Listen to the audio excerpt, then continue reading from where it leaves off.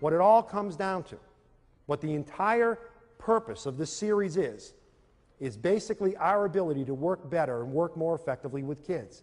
And whenever anybody comes to a workshop like this, somewhere in the beginning, middle, or end of the workshop, the speaker says, you've got to work on the child's self-esteem.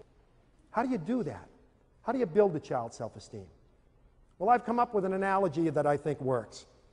In order to build a child's self-esteem and work on a child's self-esteem, I would ask you to think of self-esteem as being poker chips. Self-esteem is basically poker chips. If you've got a good self-esteem, a strong self-esteem, you've got a lot of poker chips. And if you've got a poor self-esteem, a low self-esteem, you don't have many poker chips. Simple as that. Let's talk about two children who go to the school that your child goes to. These two children go to every school in the country. One child is named Joe Cool. Joe Cool has tons and tons and tons of poker chips. How did he get all those poker chips? By good things happening to him. When good things happen to you, you get poker chips. Captain of the football team, he has 10,000 poker chips. Voted king of the homecoming dance, he has 15,000 poker chips. Get your picture in a paper for scoring the winning touchdown, he has 12,000 poker chips. This kid's got millions and millions of poker chips. He's had a charmed life, God bless him. He feels great about himself, and he should. Now, you also lose poker chips when bad things happen to you. You go to the prom, Joe Cool goes to the prom with the best-looking girl on campus, 20,000 poker chips. Prom night comes, he's got a pimple on the end of his nose. He loses 3,000 poker chips, but he still has a net gain of 17,000 poker chips. He's still 17,000 poker chips ahead. And this kid goes to school every day with his baskets and bags full of poker chips. And sitting next to him is Larry, the learning disabled kid. Larry, the learning disabled kid, has poker chips like this. This is it. This is all he's ever gotten. Never been voted captain of anything. Didn't go to the prom. Never been on a team. Never got on 100 in a test. Didn't blow the top off his SATs. Didn't even take his SATs. He's got a stack of poker chips like this. And now with the inclusion movement, we make those two kids go to school together and compete against each other in the games of school. I would submit to you that that's not fair. I would submit that that's not fair. Anybody play poker here? Do we have any poker players here? Sir, Chris, could you join me up here? Would you mind? Suppose, Chris, I were to ask you if you wanted to play poker. And I said, Chris, here's basically the deal.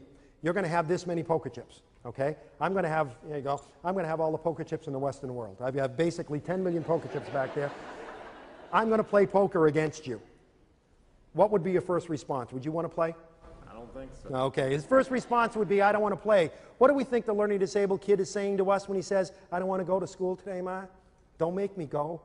I got one of those stomach aches again, Ma. Don't make me go. Please don't make me go to school today. What's he saying to you? He's saying, I don't have enough chips to get in the game. I don't have enough chips. Don't make me play this game. But we say to him, you got to play. The law says you've got to play. You've got to go to school. So I say to you, Chris, you've got to play poker with me. You're going to have that many chips, and I have bundles and bundles of chips back there. How would you play, Chris? Would you play conservatively, or would you play recklessly? Probably recklessly. Probably recklessly. He would be one of those that would say, I'll bet the whole thing. I don't care. That's what the learning disabled kid that's what the learning disabled kid says when he says, sure, I can walk along the edge of that building. Sure, I can try dope. Sure, I can join a group, a gang. Sure, I can do that. In other words, I'm just going to be spontaneous and do anything. I'm just going to bet the whole thing. I don't care. I don't care. I'll just bet the whole thing. Would any of you play conservatively? Yeah, some people are saying, I play conservatively. I just bet one chip at a time. That's what the kid with a learning disability is saying to you when he says, no, I don't want to ask anybody to the dance. Don't ask me to, Ma. I don't want to put anything in the science fair. I don't want to go to summer school. I'm going to take the chips that I've got, and I'm going to hold on tight to those, and I'm not going to let these go. And in school, we make these two kids play the game of school against each other, and I would submit to you that that's not fair. So in class, the first day, we're in class one day, and the teacher says, who was the president of the United States during the Civil War? And Joe Cool's sitting there, and he's saying, I think it was Calvin Coolidge, but I'm not sure. Well, what the heck? I've got 10 million poker chips. If I get this answer wrong, it's only going to cost me 5. Was it Calvin Coolidge? Teacher says no. Larry, the learning disabled kid, is sitting there, and he's looking at this little stack of poker chips. He's got 25 poker chips to his name. And he's thinking, I think the answer is Abraham Lincoln. I think the answer is Abraham Lincoln, but I just don't dare answer. I don't dare respond because I have another game I've got to play at lunch. You see, yesterday when I went to lunch, I gave the lunch lady, the one with the hairnet and the tattoo, I gave the lunch lady a $20 bill, and she only gave me change for a 10. And my father said, don't you come back without that extra $10. You go to that lady and you tell her she gave you the wrong change. And he's thinking, that's going to take me 25 chips. It's going to take 25 chips for me to go and ask that lady for my money back. So I don't dare play in this game, because if I lose the chips, I won't have enough to play in the game I've got to play at lunch. And the teacher says, the right answer is Abraham Lincoln. And Larry goes, oh, I should have done it. I should have done it. The reality is that the self-esteem of our kids, the problem with the self-esteem of our kids is they just don't have enough poker chips. The solution is to give them poker chips. How do you give kids poker chips? How do you build their self-esteem? One is you find, if you're a parent or you're a teacher, you find the island, what Bob Brooks calls the island of competence. You find the one thing that that child can do well, and you make a big deal out of that. You celebrate that. You make that very important. If you're a mom and the only thing your child knows how to do is use a Phillips head screwdriver, every Thursday before he gets off the bus, you loosen every bloody screw in the house. And when he gets off the bus, you give him the screwdriver and you say, go to it, pal, because nobody does it like you.